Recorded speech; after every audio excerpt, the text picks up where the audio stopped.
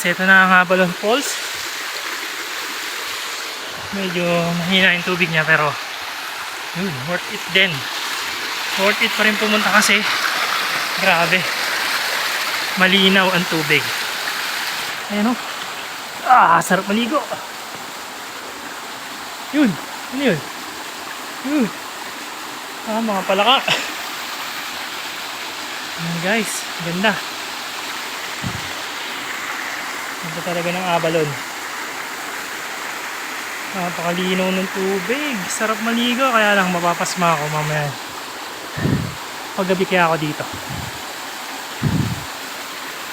Malalaki kaya multo rito.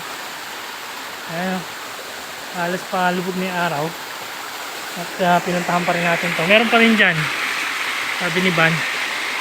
Pero hanggang dito na lang tayo.